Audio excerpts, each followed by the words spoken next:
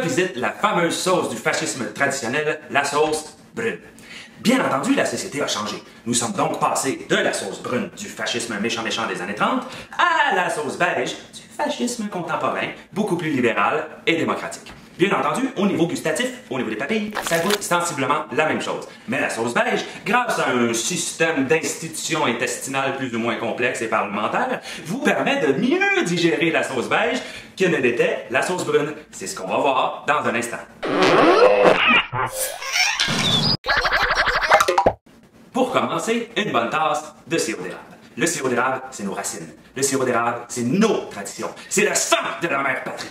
Un élément essentiel à notre fameuse sauce. Mais je vous entends ici, Mac, est-ce qu'on a le droit d'utiliser du sirop de poteau? Bien entendu, on parle de fascisme ici. C'est l'idéologie la plus stupide qui a jamais été inventée. On peut utiliser du faux. L'important, c'est que ce soit du faux de chez nous. De la marde, peut-être, mais de la marde nationale.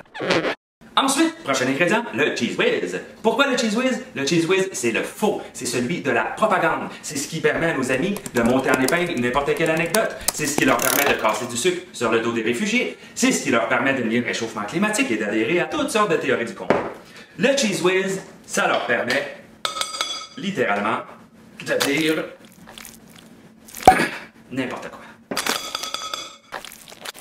L'alliance de certains groupes gauche et de certaines universités avec des groupes islamistes. On ajoute à ça 2 généreuses cuillerées d'Aquavelva. Pourquoi l'Aquavelva pour hommes? Eh bien, parce que la virilité se perd. Et ça fait de la peine aux fachos. Avant, on avait le monopole des barbecues. On avait le monopole du coffre à outils. Mais maintenant, les femmes, on vit dans un matriarcat maintenant. Et puis c'est pas facile d'être un homme de nos jours, hein? Il faut parler de respect, il faut faire attention à ce qu'on fait, il faut faire attention à ce qu'on dit, là, on peut pas dire quoi faire.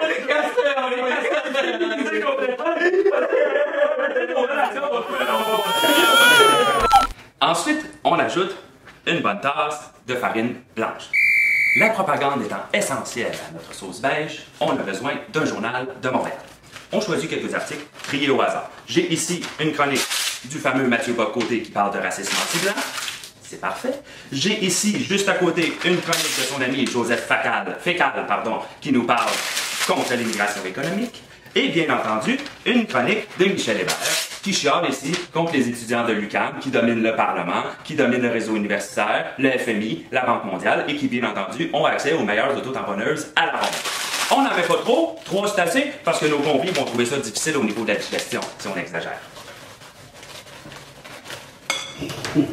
On enchaîne avec un ingrédient spécial, une photo de Badaboum, en hommage, attention, j'ai dit une photo de Badaboum, et bien entendu, pour rendre hommage à nos amis, les sphincters plus ou moins bouchés des radios poubelles de Québec qui participent avec passion et rigueur à propager notre recette de sauce beige partout à travers la province.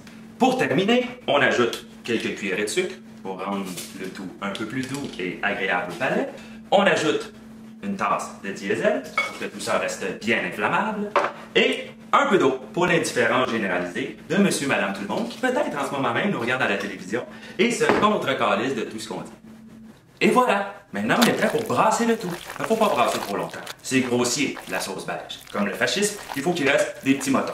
À cette heure qu'on a brassé un petit peu, on laisse reposer et on attend la prochaine crise économique.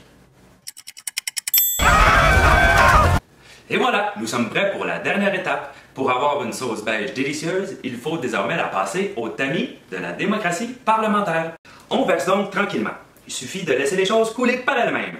Un grand coup de loi spéciale, de matraquage, de désinformation, de peur de l'autre, de fausses nouvelles et de Sophie Durocher, la peste beige s'installe tranquillement dans les cœurs et les esprits du Québec. Alors, voyez ici, on a les gens du KKK, on a les bonnets néo-nazis, on a l'extrême droite classique, finalement, et la sauce beige a le même goût, mais sans les petits motons.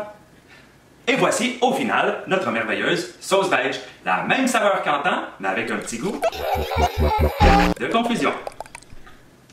Santé tout le monde!